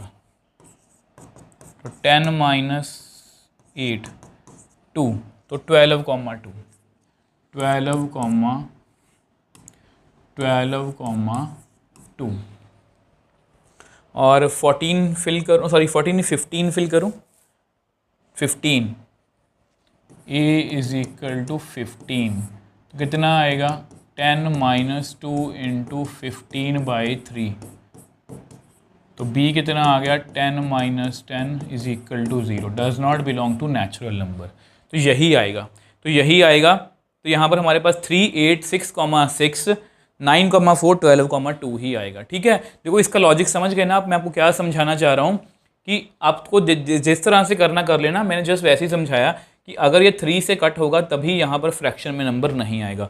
अगर यहाँ पर फ्रैक्शन में नंबर आएगा तो उससे नेचुरल नंबर नहीं रहेगा और वो हमारे रिलेशन सेट में नहीं है, इससे बस टाइम सेव हुआ है। ठीक है, अब देखो बाई चांस अगर वो पूछे कि रिफ्लेक्सिव है, नहीं, क्योंकि इसमें सारे ऑर्डर डबलेट नहीं है। सिमेट्रिक, नहीं, इसका उल्टा नहीं है। ट्रांजिटिव, ये मुझे लग रहा है 8 का पेयर नहीं बन रहा, इसका पेयर नहीं बन रहा, इसका पेयर नहीं बन रहा, इसका पेयर नहीं बन रहा, ट्रांजिटिव है। वैसे ही अगर मैं आपको आपकी नॉलेज के लिए बताया मैंने आपको। तो नेक्स्ट की बात करते हैं 1 2 3 5 ए बी। अब ए बी का रिलेशन है अगर A square minus B square is less than 8। अब ए कहाँ से आ रहा है, यहाँ से। ए कहाँ से आ रहा है, यहाँ से। तो यहाँ पर ये लिखा हुआ है ए स्क्वायर माइनस बी स्क्वायर का मॉड जो है वो लेस देन 8 होना चाहिए। तो 1 से स्टार्ट करते हैं, 1 से स्टार्ट करते हैं। 1 का स्क्वायर, 1 का स्क्वायर कितना आएगा, 0 लेस देन 8। तो यहाँ पर हमारे पास पहले 1, 1 आ जाएगा। ठीक है, 1, 2 करें। 1 का स्क्वायर माइनस 2 का स्क्वायर कितना आएगा, 1 का स्क्वायर 1, इसका 4 मतलब माइनस 3 मतलब प्लस 3 लेस देन 8। तो ये भी आएगा 1, 2। अब वैसे याद रखना, क्योंकि ये जो है इसको साथ में ये भी कर लेना, 2 का स्क्वायर माइनस 1 का स्क्वायर, ये भी 3 आएगा लेस देन 8। तो यहाँ से आप 2, 1 भी जो है वो लिख सकते हो। मैं यही लिखना ही है बस। ठीक है, उसके बाद 1 को करो 3 के साथ। 1 का स्क्वायर माइनस 3 का स्क्वायर कितना आया, 1 माइनस 9 माइनस 8 प्लस 8 है ना, लेस देन 8। मतलब ये नहीं आएगा, ये नहीं आएगा क्योंकि ये लेस देन 8 नहीं है, ये लेस देन 8 नहीं है, ये उसकी इक्वल है। मतलब 1 3 मतलब 1 को 4 के साथ, 1 को 5 के साथ चेक करने का कोई फ़ायदा नहीं है। तो ये 1 वाले सारे हो गए। ठीक है, अब इसके बाद आगे जो पेयर चेक करेंगे वो हम चेक करेंगे 2 वाले। 2 1 तो हो ही गया। अब 2 को 3 के साथ चेक करते हैं। 2 का स्क्वायर माइनस 3 का स्क्वायर कितना आएगा, 4 माइनस 9 कितना आएगा, 5 लेस देन 8। तो यहाँ पर सेम वे से 3, 2 का भी लिख लो। 9 माइनस 4 ये भी कितना आएगा, 5 लेस देन 8। तो यहाँ पर 2, 3 और 3, 2 दोनों आएंगे। 2 को 4 के साथ करके देखें। 2 का स्क्वायर माइनस 4 का स्क्वायर, 4 माइनस 16 कितना आएगा, 12 लेस देन 8 नहीं है। मतलब ये नहीं लिख सकते, ये नहीं, मैं 2 को 5 के साथ चेक करने की ज़रूरत ही नहीं है। अब उसके आगे चलें। अब उसके आगे अगर हम जाएंगे तो 3 के साथ, 3 को 2 के साथ तो मैंने कर ही लिया, 3 को 4 के साथ करके देखें। 3 का स्क्वायर माइनस 4 का स्क्वायर कितना आएगा, 9 माइनस 16, 9 माइनस 16 कितना आया, माइनस 5 का मॉड मतलब 5 लेस देन 8। लेस देन 8 आ गया ना, तो ये भी कर लो। 4 का स्क्वायर माइनस 3 का स्क्वायर, 16 माइनस 9 कितना आया, 5 लेस देन 8। तो यहाँ पर 3, 4 और 4, 3 दोनों आएंगे। ठीक है, और 3 का 5 के साथ करो। 3 का स्क्वायर माइनस 5 का स्क्वायर, 9 माइनस 25 कितना आएगा, प्लस 16 लेस देन 8 नहीं है। तो ये भी मैं नहीं लिख सकता, है ना। अब रह कौन गया, 4। 4 का मैंने 3 के साथ ऑलरेडी कर दिया, 4 का 5 के साथ करके देखते हैं। 4 का 5 के साथ कितना है, 16, ये आया 25। कितना फ़र्क है दोनों में, 9 का, लेस देन 8 नहीं है। तो ये हमारे सारे पेयर हो गए। क्या कंप्लीट हो गए, नहीं नहीं नहीं, कुछ रह गया। आप प्लीज़ मुझे नीचे कमेंट सेक्शन में बताओ कौन सा पेयर रह गया। ध्यान से देखो, यहाँ पर मैंने 2 2 तो लिखा ही नहीं है। 2 का स्क्वायर माइनस करेंगे 0 आएगा। 3 का स्क्वायर 3 का स्क्वायर, 4 का स्क्वायर माइनस 4 का स्क्वायर, 5 का स्क्वायर माइनस 5 का, मतलब स्क्वायर 0 ही आएगा। तो ये पेयर हमारे पूरे हो गए। यहाँ मैंने जैसा वो करके दिखाया, मैं आंसर चेक कर लूँ। 1 1 1 2 2 1, 2 2 भी आ गया, 2 3 3 2, 3 4 4 3 4 4, यस सारे पेयर आ गए। नेक्स्ट क्वेश्चन की बात करते हैं। ट्रू फॉल्स आ गए, ये तो बहुत ईजी है। अब ये रिलेशन दिया हुआ है 1 2 3 पर। ये रिलेशन हमें दिया हुआ है, किस पर दिया हुआ है, किस पर दिया हुआ है हमें, 1 2 3 पर। रिलेशन डिफाइन कैसे है, 3 1 1 3 3 3। अब पूछ रहे हैं, उन्होंने क्या पूछा है, it is symmetric transitive but not reflexive. ये नॉट रिफ्लेक्सिव है, ये तो मुझे पक्का पता है। कैसे पता है सर? क्योंकि यहाँ पर 1 1 जो है वो नहीं है। ओके, क्या ये सिमेट्रिक है? 3 1 का उल्टा है 1 3, 1 3 का उल्टा 3 1 है, 3 3 का उल्टा भी है। Yes it is symmetric, yes it is symmetric. ठीक है, एक बार ट्रांजिटिव चेक कर लेते हैं। ट्रांजिटिव के लिए पेयर चेक करेंगे। 3 1 को चेक करो, 1 3 को चेक करो। 3 1 जो है वो 1 3 के साथ पेयर बनाएगा, और बस ये 3 3 के साथ पेयर बनाएगा, 3 1 के साथ बनाएगा। तो यहाँ से हमें क्या मिलेगा? 3 3। यहाँ से हमें क्या मिलेगा? 1 3। यहाँ से हमें क्या मिलेगा? 1 1। तो ये तो हमारे रिलेशन सेट में नहीं है। 1 1 डज नॉट। या मैं क्या लिखूँगा? No it is not transitive. ये ट्रांजिटिव क्यों नहीं है? As 1 3 belongs to R, 3 1 belongs to R, but 1 1 does not belong to R। आपके सामने मैंने प्रूव भी कर दिया। तो ये जो रिलेशन है, इन्होंने बोला सिमेट्रिक है, ठीक है, रिफ्लेक्सिव नहीं है, ठीक है, ट्रांजिटिव आगे गलत है। तो क्या लिखूंगा मैं यहाँ पे? इसको कलर चेंज कर दूँ। क्या लिखूंगा मैं इसको? मैं फॉल्स। तो ये क्या है हमारा? फॉल्स। तो नेक्स्ट क्वेश्चन की बात करते हैं। नेक्स्ट क्वेश्चन क्या है? Every relation which is symmetric and transitive is also reflexive. अब ये जरूरी तो नहीं है, अब ये जरूरी तो नहीं है। जैसे पिछले क्वेश्चन की एग्जांपल ले लेते हैं। ठीक है, पिछले क्वेश्चन की एग्जांपल ले लेते हैं। मैं एक सेट ले लेता हूँ। Let A is equal to 1 2 3।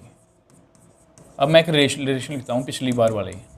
जैसे 1 3 था ना, 3 1 था, इसमें मैं 1 1 और 3 3 ऐड कर देता हूँ। अब क्लियरली ये मतलब कि देखो ध्यान से, सिमेट्रिक है। इसका उल्टा भी है, इसका उल्टा भी है, इसका उल्टा भी है, इसका उल्टा भी है। It is symmetric, it is symmetric. Transitive check करें। लो ट्रांजिटिव चेक करो। 1 3 3 1, इनको चेक करना है। ये 3 1 के साथ पेयर बनाएगा, 3 3 के साथ पेयर बनाएगा, 1 1 के साथ पेयर बनाएगा, 1 3 के साथ। यहाँ से मिलेगा 1 1, यहाँ से मिलेगा 1 3, यहाँ से मिलेगा 3 1, यहाँ से मिलेगा 3 3। ये सारा कुछ हमारे रिलेशन सेट में है। तो it is transitive, but it is not reflexive as 2 2 does not belong to R। Reflexive नहीं है। तो ये वाली स्टेटमेंट भी हमारी क्या हुई? फॉल्स। ये जरूरी नहीं होता कि हर एक सिमेट्रिक और ट्रांजिटिव रिलेशन जो है वो रिफ्लेक्सिव होगा। ठीक है, ये बड़े अच्छे क्वेश्चंस हैं। अब देखो, अगर हम नेक्स्ट क्वेश्चन की बात करें, अब देखो ना, ये क्वेश्चन करते करते मेरे दिमाग में एक बात आई थी, मैं आपको समझाने की कोशिश करता हूँ। देखो, हमने ये क्वेश्चन किया था, ये वाला क्वेश्चन। जो बच्चे सोचते हैं ना कि एनसीईआरटी एग्जाम्पलर करने का कोई फ़ायदा नहीं है, तो ये डायरेक्टली क्वेश्चन आप प्लीज़ पेपर का, इस बार का जो लेटेस्ट पेपर था 2024 का, उसमें ये क्वेश्चन जो है 3 मार्क्स में आया हुआ, प्लीज़ चेकआउट कर सकते हो। क्वेश्चन पेपर का सेट नंबर नहीं मुझे पता, बट ये क्वेश्चन डायरेक्टली मैंने आज ही मतलब कि मेरे पास कुछ फ़ोटोज़ थी, तो मैंने वो देखा कि ये क्वेश्चन जो है डायरेक्टली आपका जो है वो 2024 मतलब ऑफिशियल जो पेपर है उसमें सीबीएसई के आया हुआ है। तो इसलिए मैं बोलता हूँ कि ये जितने भी क्वेश्चंस आपको बहुत ध्यान से करने हैं, ये आपको बहुत हेल्प करने वाले हैं। तो नेक्स्ट क्वेश्चन की बात करते हैं। An integer m is said to be related to another integer n if m is integral multiple of n, this relation is reflexive, symmetric and transitive. सबसे पहले हमें रिलेशन लिखना पड़ेगा। देखो रिलेशन कैसा है, देखो हमारा रिलेशन जो है वो कैसा है। m और n में रिलेशन बनेगा। m is said to be related to another integer n such that m जो है इंटीग्रल मल्टीपल हो। यहाँ पर k where k is any integer. ठीक है, तो ये मतलब कि रिलेशन है, और ये रिलेशन जो है ये हमें देखना है कि रिफ्लेक्सिव, सिमेट्रिक और ट्रांजिटिव है या नहीं। ठीक है, तो सबसे पहले रिफ्लेक्सिव की बात करेंगे। तो रिफ्लेक्सिव में हमें एक एलिमेंट लेना होता है, तो मैं एक एलिमेंट ले लेता हूँ। अब हमें प्रूव क्या करवाना है रफ में, हमें ये प्रूव करवाना है कि m का रिलेशन m से है। m का रिलेशन कब बनेगा, जब इसको मैं इस फॉर्म में लिख पाऊँ। k क्या है हमारा, इंटीजर, एंड वी नो हम m को ऐसे लिख सकते हैं, m is equal to 1m। ठीक है, अब ये 1 जो है, ये क्या है, इंटीजर। ये मैंने बिल्कुल सही लिखा है। तो देयरफॉर m का रिलेशन m से बन गया। तो इसको मैं क्या बोल सकता हूँ, देयरफॉर r इज रिफ्लेक्सिव। तो r जो है वो हमारा क्या है, रिफ्लेक्सिव। अब इसके बाद बात करते हैं सिमेट्रिक की। सिमेट्रिक की। मुझे बताइए MCQ है, बट मुझे बीइंग अ टीचर आपको समझाना है। ठीक है, तो सिमेट्रिक की बात करते हैं। तो सिमेट्रिक कैसे करेंगे, लेट दो एलिमेंट्स ले लो, m n belongs to z। तो रिलेशन मान लो m और n का रिलेशन आपस में है, तो विच एम्प्लाइज मैं m को लिख सकता हूँ kn। ठीक है, अब k क्या है, हमारा इंटीजर है, इंटीजर। अब हमें क्या प्रूव करवाना है, अब हमें ये प्रूव करवाना है कि मैं n को भी इस तरह से लिख पाऊँ, उल्टा भी लिख पाऊँ। अब ध्यान से देखो, इसको लिखने की कोशिश करते हैं। 1/km is equal to n, which implies n is equal to 1/km। अब 1/k जो है यहां पर करते हैं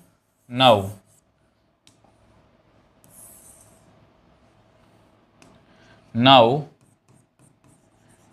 if k is any integer, अगर k कोई इंटीजर है, then 1/k is not an integer. तो ये इंटीजर नहीं है। ठीक है, अगर ये इंटीजर नहीं है, देयरफॉर m का रिलेशन जो है वो नहीं बनेगा। मतलब यहाँ पर m n का था, बट उसका उल्टा नहीं है, तो देयरफॉर मैं क्या बोल सकता हूँ, नॉट सिमेट्रिक। तो हमारे क्वेश्चन में क्या पूछा, देखो वैसे तो हमारा आंसर यहीं पर क्लियर है कि ये जो है, ये यहाँ पर लिखा हुआ फॉल्स, क्योंकि यहाँ पर ये रिफ्लेक्सिव तो है बट सिमेट्रिक नहीं है। बट फिर भी क्योंकि हम यहाँ पर सीख रहे हैं, तो मैं आपको एक बार ट्रांजिटिव का बता देता हूँ कि ट्रांजिटिव हम जो है उसको कैसे देखेंगे। ठीक है, जस्ट आपकी नॉलेज के लिए, वैसे हमारा क्वेश्चन जो है वो कंप्लीट हो चुका है। तो ट्रांजिटिव करते हैं कि बाय चांस अगर इनमें से कोई भी क्वेश्चन आपको पेपर में आ जाए तो कैसे करोगे। Let m n p belongs to z। हम क्या करेंगे, हम m और n का रिलेशन मान लेते हैं। इसका मतलब क्या बना, m is equal to k n। k क्या है, k is any integer. k क्या है हमारा, इंटीजर। आगे चलते हैं। आल्सो n का रिलेशन p के साथ है, इसका मतलब मैं n को लिख सकता हूँ, या कोई इसका नाम बदल दो, k की जगह पर लिख दो x p। ठीक है, अब वेयर x क्या है, x is any integer, x कोई भी एक इंटीजर है। अब हमें प्रूव क्या करवाना है, देखो m n का है, m और p का देखना है हमें। ठीक है, नाउ m और p का देखना है। m इज इक्वल टू के एन, और n की वैल्यू कितनी है, एक्स पी। इसको मैं ऐसे लिख लेता हूँ, k into x into P. अब k भी इंटीजर है, x भी इंटीजर है, which employees k x is also an integer. सोच के भी देख लो, कोई दो इंटीजर को मैं मल्टीप्लाई करूँ ना, कोई भी दो इंटीजर्स को मल्टीप्लाई करूँ, इंटीजर आंसर ही आएगा। तो m को भी मैं लिख सकता हूँ इस तरह से, ये क्या है हमारा, इंटीजर। तो इसका मतलब m और p का रिलेशन भी जो है वो बन गया। Therefore r is transitive. ये मैंने आपको इसलिए करवाया कि बाय चांस अगर ऐसा कोई क्वेश्चन आपको पेपर में आ जाए तो कैसे करोगे। तो यहाँ पर वैसे हम आंसर पहले ही कर चुके हैं, ये फॉल्स है, सिमेट्रिक क्योंकि है ही नहीं है ये। ठीक है, अब नेक्स्ट क्वेश्चन की तरफ चलते हैं। तो नेक्स्ट क्वेश्चन क्या है हमारा, a दिया हुआ है 0 1, n B the set of natural numbers, the mapping. अब देखो हमारी मैपिंग कहाँ से है, हमारी मैपिंग है n से a तक, और a क्या है, 0 से लेके 1 तक। तो 2n -1, एफ ऑफ 2n-1 कितना दिया हुआ है 0, एफ ऑफ 2n कितना दिया हुआ है हमें 1। अब देखो वैसे अंडरस्टूड है, n कहाँ से बिलोंग कर रहा है, n कहाँ से बिलोंग कर रहा है, नेचुरल नंबर में से। अगर मैं n को 1 फिल करूँ, यहाँ पर n को 1 फिल करना, n को 1 फिल करोगे, अगर आप n को 1 फिल करोगे तो यहाँ पर आएगा 1, ठीक है। तो f ऑफ 1 का आंसर कितना आएगा 0, ठीक है। n को 2 फिल कर लो तो कितना आएगा, 2 2 सा 4, यहाँ पर आएगा 3, कितना आंसर आएगा 0। n को 3 फिल कर लो, 2 3 सा 6, 6 माइनस 1 कितना आएगा 5, इसका आंसर कितना आएगा 0 एंड सो ऑन। आपको यहाँ पर एक पैटर्न पता लग गया होगा, आपको यहाँ पर एक पैटर्न पता लग गया होगा। ध्यान से देखो, ये सारे ऑड नंबर्स हैं, हम ऑड नंबर को 2n-1 से डिनोट करते हैं। अब यहाँ पर भी सेम है, यहाँ पर भी सेम है। अगर यहाँ पर मैं n को 1 फिल करूँ तो यहाँ पर पता कितना आएगा f ऑफ 2 1, यहाँ पर 2 फिल करो, n को 2 फिल करो तो यहाँ पर कितना आएगा 4, इसका आंसर 1। n को 3 फिल करो, कितना आएगा f ऑफ 6, कितना आंसर आएगा 1 एंड सो ऑन। मतलब यहाँ से हमें एक पैटर्न मिल गया, मतलब यहाँ से हमें एक पैटर्न मिल गया। अगर मैं आपको यहाँ पर इसको बना के दिखाऊं, ठीक है, यहाँ पर अगर मैं आपको बना के दिखाऊं, इसको छोटा ही बना लो, ठीक है। तो यहाँ पर हमारे पास नेचुरल नंबर हैं, तो नेचुरल नंबर जैसे हैं 1 1, अलग कलर में करते हैं, 1 2 3 4 5 6 तक लिखे हैं ना मैंने, चलो 6 तक रहने दो, ठीक है। वैसे सो ऑन है। अब यहाँ पर लिखता हूँ मैं 0 और 1, ठीक। अब आपको पता है 1 का आंसर कितना आएगा 0, 3 का आंसर 0, 5 का आंसर 0, 5 का सेम नेक्स्ट 7 का आंसर 0। अब सेम वे से अगर हम 2 की बात करें तो आंसर 1, 4 का आंसर 1, 6 का आंसर 1। मतलब घूम फिरा के जितने भी ऑड नंबर्स हैं सबका आंसर 0 आएगा, जितने भी इवन नंबर है सबका आंसर 1 आएगा।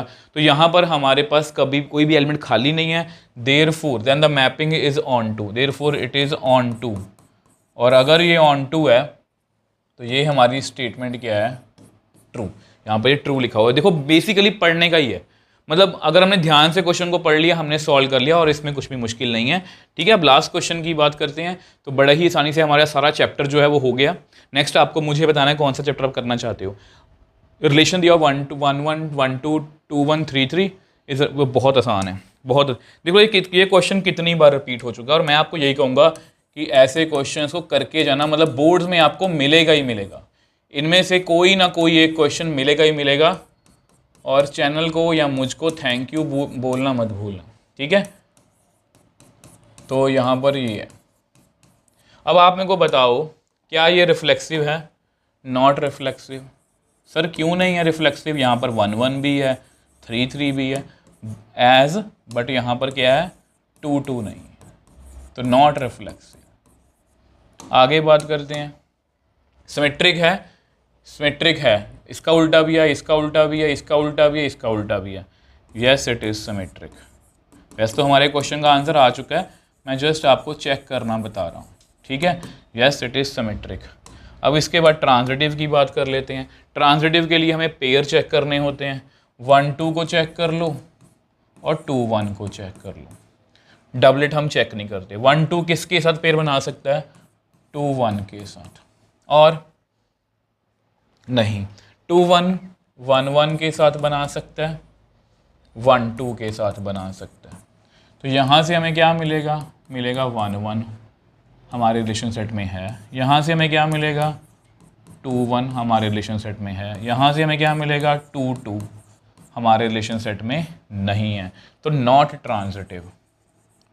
तो हमारा जो रिलेशन है ना ही ये रिफ्लेक्सिव है ना ही ट्रांजिटिव, बट सिमेट्रिक है। तो ये हमारी स्टेटमेंट क्या हुई, फॉल्स। तो इस तरह से हमने पूरे क्वेश्चंस जो हैं वो सॉल्व कर लिए। और एनसीईआरटी एग्जाम्पलर में हमने लास्ट वीडियो में long and short answer questions किए थे, इस वीडियो में हमने सारे ऑब्जेक्टिव टाइप क्वेश्चंस किए हैं। और बिलीव मी, जिन बच्चों ने भी, मैं आपको फिर से बोल रहा हूँ, जिन बच्चों ने एनसीईआरटी पहले कंप्लीट कर लिया है, सभी क्वेश्चन सॉल्व कर लिए हैं, उसके बाद आप एग्जाम्पलर करोगे, आपका कॉन्फिडेंस यहाँ पर होगा। और जब इस कॉन्फिडेंस के साथ आप पेपर में जाओगे तो बिलीव मी, अगर इसमें से आपको 5 या 6 मार्क का पेपर आएगा ना, वो आपका फुल अटैम्प्ट होगा। और नेक्स्ट कमेंट नीचे कमेंट सेक्शन में, जैसा कि मैं आपको हमेशा बोलता हूँ कि अगर आप इस वीडियो को, इस हमारी सीरीज़ को, एग्जाम्पलर सीरीज़ को, ये हमारी दूसरी वीडियो है, हमने अभी स्टार्ट ही किया है और बिल्कुल सेशन के अभी स्टार्टिंग ही है। सिलेबस ऑलरेडी पूरा एनसीईआरटी का चैनल पर अपलोडेड है क्लास 12th का, ठीक है। तो अगर आप इसको सपोर्ट करोगे तो मैं पूरे हर एक चैप्टर की एनसीईआरटी एग्जाम्पलर का सोल्यूशन लाने की कोशिश करूंगा। और ये कम्प्लीटली आपके ऊपर डिपेंड करता है कि अगर आप इस पर बहुत सारा प्यार और सपोर्ट दिखाओगे तो मैं भी अंदर से मोटिवेट होऊंगा कि मैं ऐसी और वीडियोस जो है आपके लिए बनाता रहूं। और अगर आप इस पर मुझे रिस्पांस अच्छा नहीं मिलेगा तो ऑब्वियसली बात है, अंदर से मैं डीमोटिवेशन मिलती है कि शायद ये वीडियो बच्चों को नहीं चाहिए। तो मैं आप सबसे ये आशा करता हूँ कि आप इस वीडियो को लाइक और शेयर करोगे और इस चैनल को बहुत ज़्यादा सपोर्ट करोगे। तो मिलते हैं नेक्स्ट वीडियो में।